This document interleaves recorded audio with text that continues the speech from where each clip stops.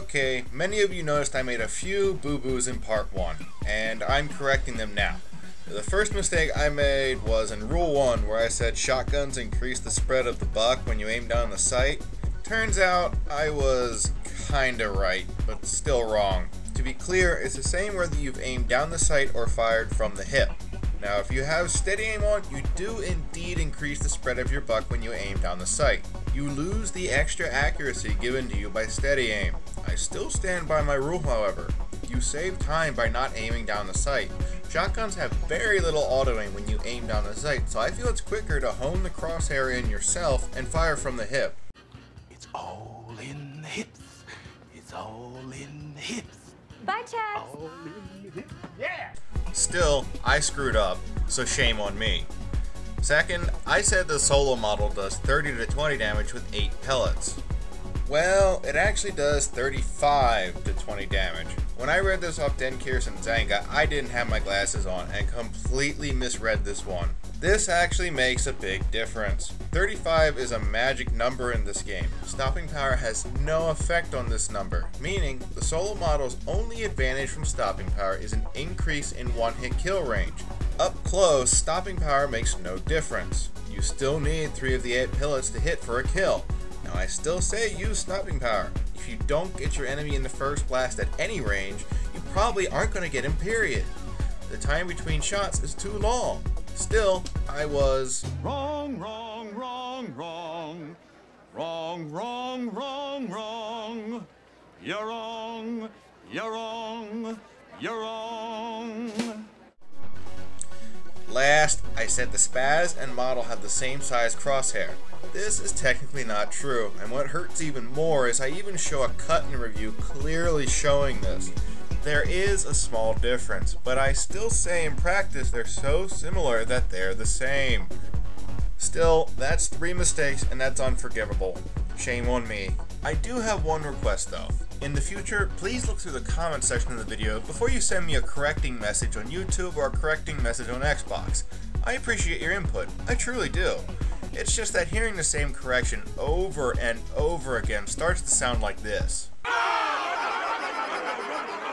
I'm going to fail every once in a while, and I deserve a punch in the dick if I messed up. Just please try to keep input on correcting the video in the video comment section.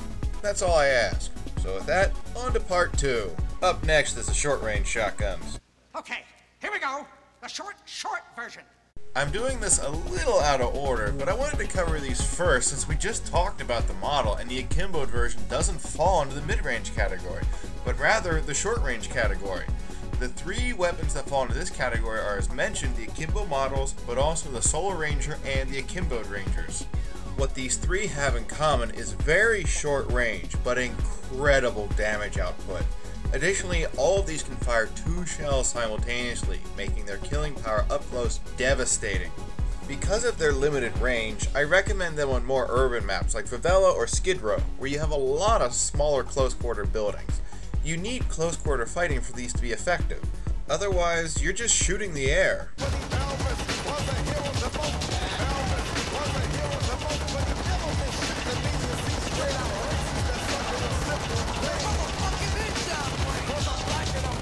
I recommend different blue perks and red perks from shotgun to shotgun, but your 3rd tier perk is pretty much up to you. I'd say no to steady aim just because up close you want the spread to be big, because these shotguns put out a lot of pellets, so the bigger the area you're blasting, the better. Steady aim helps the limits of the range, but generally you don't need this. I really recommend a mobile setup. You don't have to use them all together, but marathon, lightweight, and stopping power all help with the range and mobility of these guns.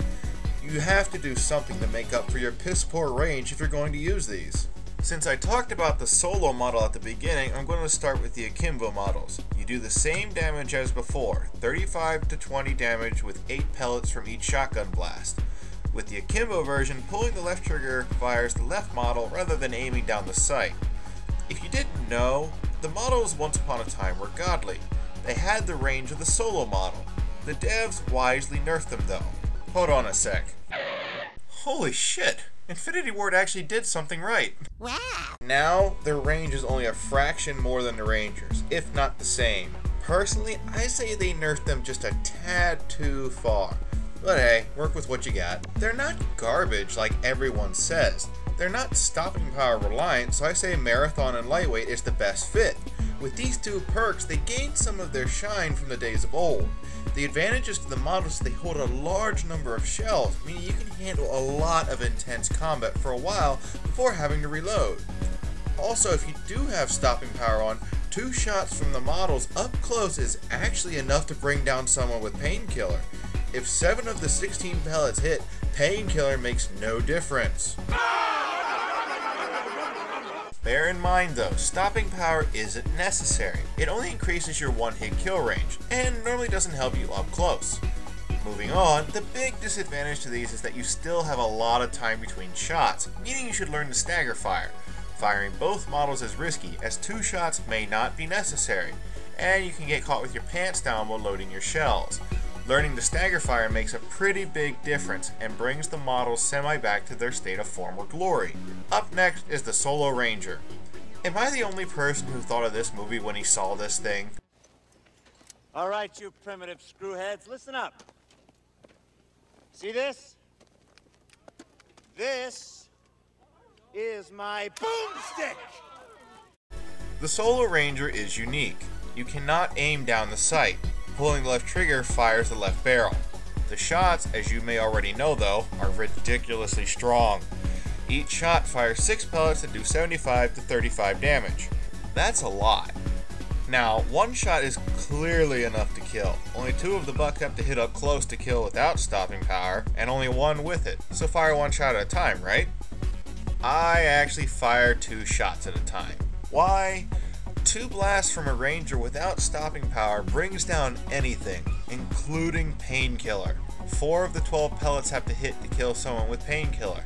That's lethal. If you throw on stopping power, then it only takes 3 pellets, and yes, with stopping power you're probably better off firing 1 shot at a time. Half the buck hitting is pretty reliable. Of all the shotguns, however, the Solo Ranger, and Akimbo for that matter, have the shortest range of all the shotguns. That's it. No more chances. We're doing a short version. The Solo Ranger's main strengths are in its powerful shots and your control over both barrels. You fire 2 shots at any rate you want or both at once. Also it comes with plenty of ammo, so you don't need scavenger. Still, being limited to only 2 shots before reloads is bad. You're going to be reloading constantly and the reload animation is slow, so I really recommend Sleight of Hand over Marathon here.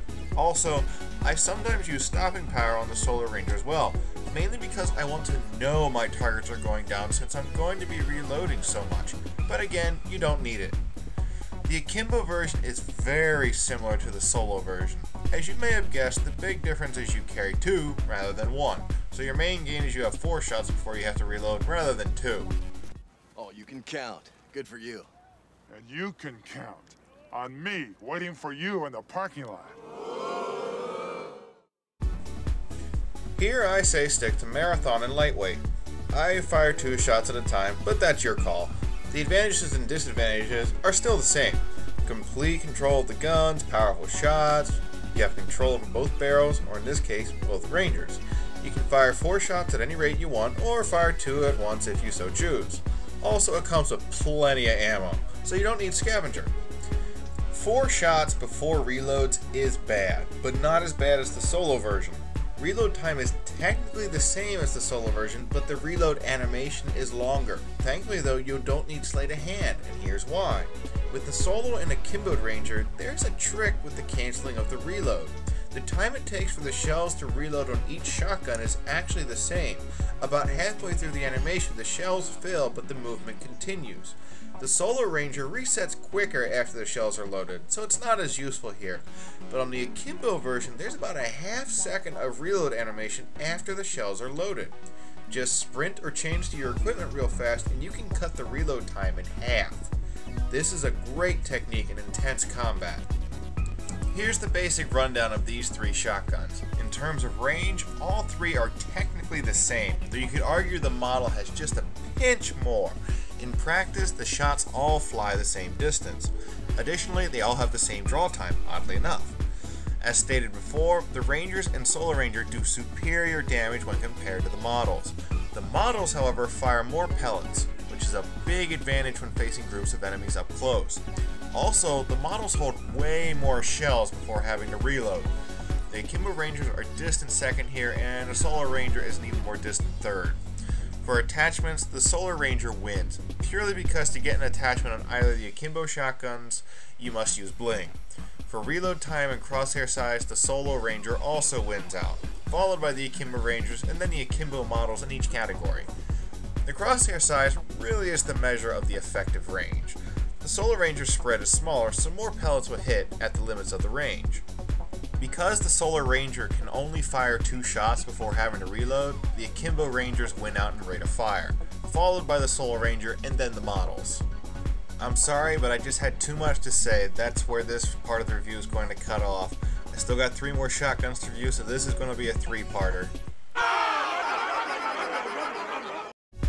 I hope you'll subscribe, and part 3 is coming. Until then, I'll see you next time. Have a good one.